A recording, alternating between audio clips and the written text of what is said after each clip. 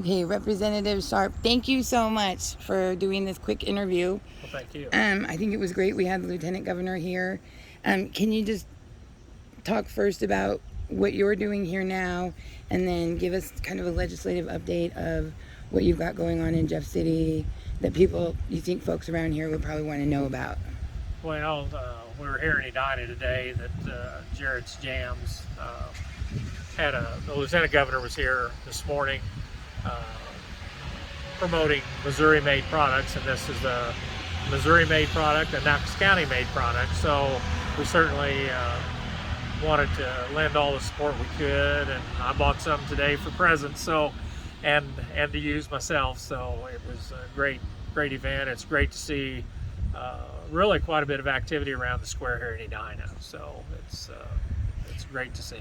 Before we jump into the legislative part, what's going on in your district? Are you seeing kind of revitalization of town squares, rural town squares that had a lot of, more closed businesses than open ones? Well, and I hope we're on the end of a cycle and seeing this uptick. I've actually in Canton, there was somebody that has bought a facility there and is trying to renovate it, and so I think I hope with the end of this COVID cycle, I hope ends, but the appreciation for your small towns and for the rural areas, and so I think we're seeing. I talked to a realtor this morning, your mayor here, and I know the demand for housing is strong, and that's always a great sign to see that people are looking at that. One thing we are doing in Jeff City,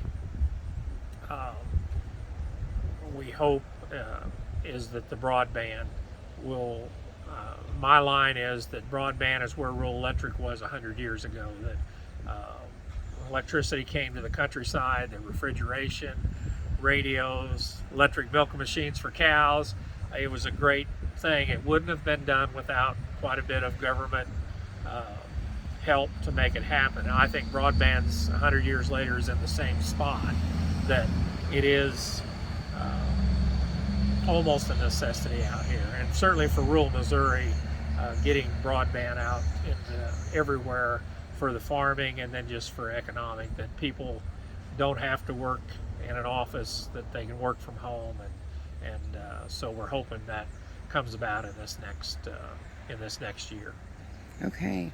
I can't think of anything off the top of my head as far as I know there was a bill that passed that gives sheriffs, Right. Higher pay, Right. incrementally. And it's where there was overwhelming support for that.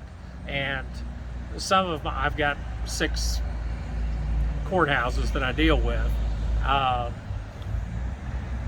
It will raise, especially the counties that have been paying $38,000, $39,000 for the sheriffs. It basically ramps up getting those people paid better. My complaint on that, or justification, is that sometimes the deputies are making as much as the sheriff is with overtime, and we all talk about backing the blue or backing law enforcement.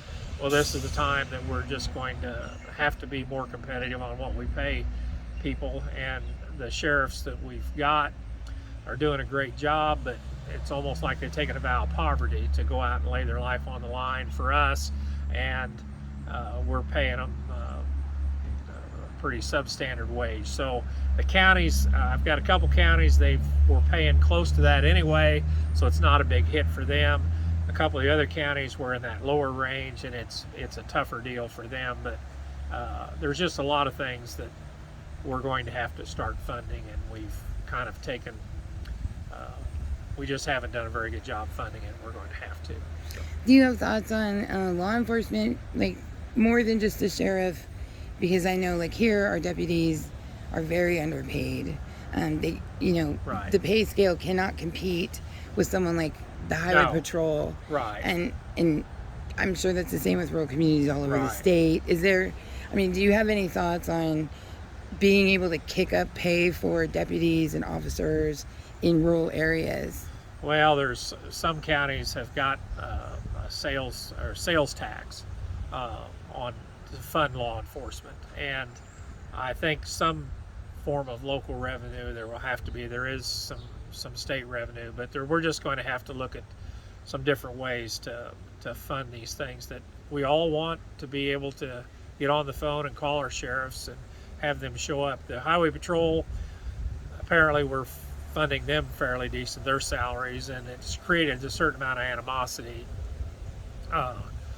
and kind of a natural human nature that working for the highway patrol pays quite a bit better. That our local sheriffs and their deputies, we certainly need to step up and make sure that they get some kind of pay. Remember, it's never going to be as much as the risk that they take. So we hope that happens. We talk a lot about it, but a lot of times when it comes to it, we don't want to do it. But we are needing to do that. So. Have you been paying attention to anything going on with like Missouri's medicinal marijuana progress as far as like how that's going? I know some money's been turned over to veterans. Well, there's been some. It's kind of a work in progress.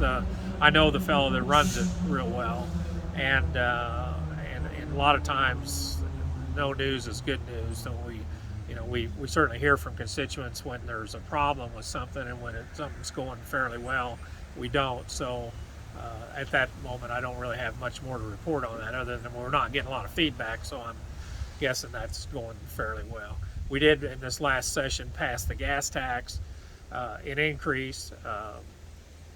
Other than Alaska, we had the lowest gas tax, I believe, in the United States. And in Alaska, they fly and boat about everywhere.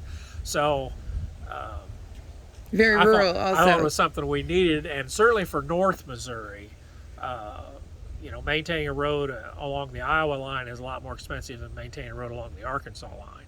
And we're trying to get MoDOT to allocate more resources up north. But I think it will help add some revenue to it. But we're just seeing a massive shift. I mean, who'd have thought $15 an hour, trying to get the minimum wage there? Now all of a sudden people won't work for $15 an hour. So I think we're just going to see an awful lot of things adjust in our society in a short order. So. And we have one of the best workforces on the planet. Well, and everybody wants to hire rural people because the work ethic is still pretty strong out here. And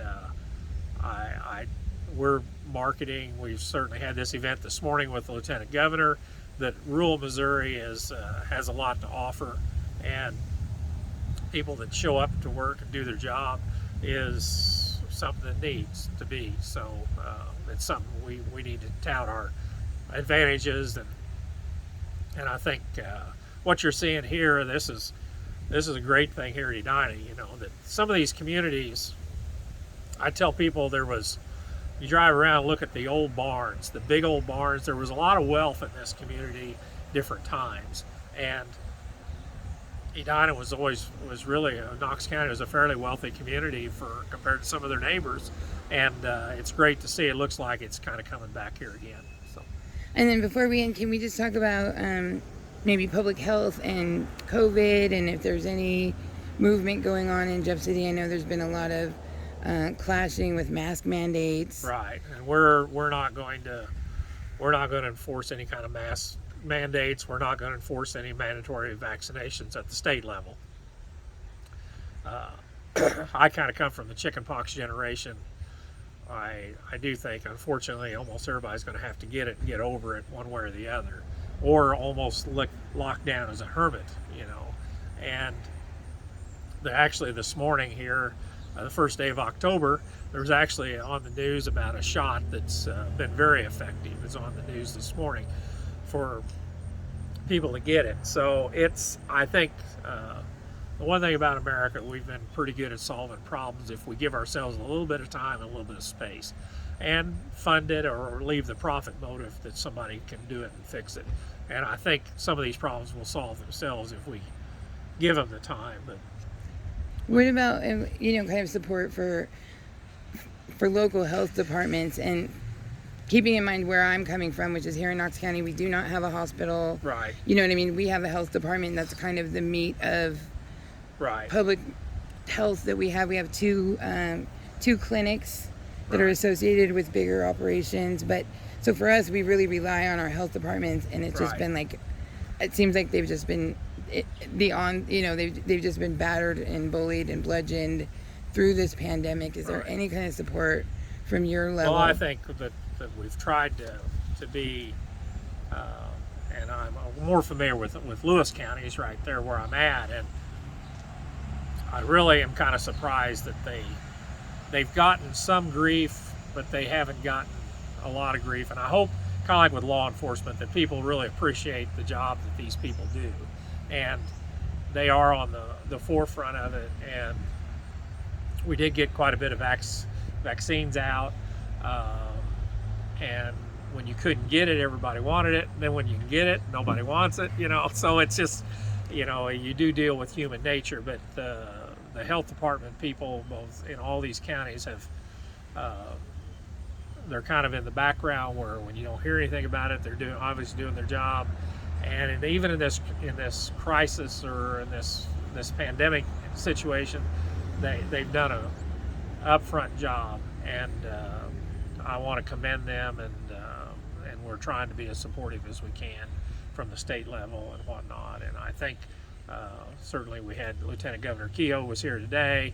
The executive branch has been very supportive, and the legislature, we're going to try to be as supportive as we can to make sure that we keep supporting them both financially and emotionally. So. What about the direction of funds? Because we saw with the CARES Act, and now we're seeing with the recovery money, that all of that money is going directly to each county, and you guys have kind of left it up to the county commissions to decide.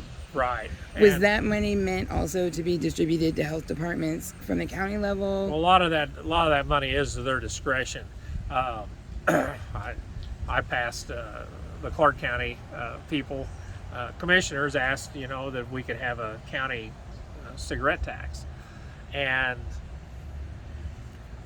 that's another long story on all the people you run into when you talk about something like that. But I did file that legislation the last 2 years. But it is where it points out that this was before the pandemic, that they weren't getting funded very well, and wanted to have another revenue stream to help them. So with all the money that's coming from the federal government now coming to the states, we're passing a lot of it through to these locals. But that's why, in general, we're going to need to fund certain things better in the future.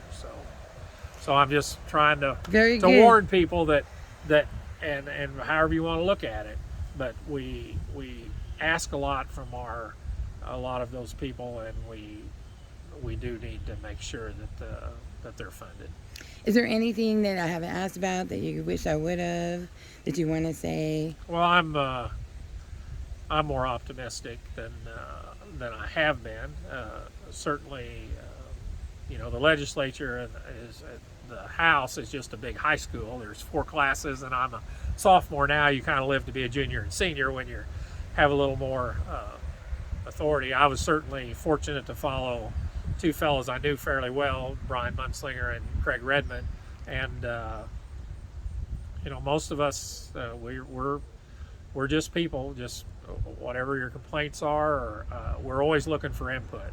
And if you have a question or a complaint or a suggestion, just let us know, because we sure don't have a monopoly on good ideas.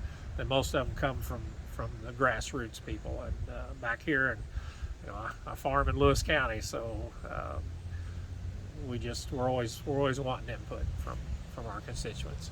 Very good. Well, thank you, Echo. Thank you.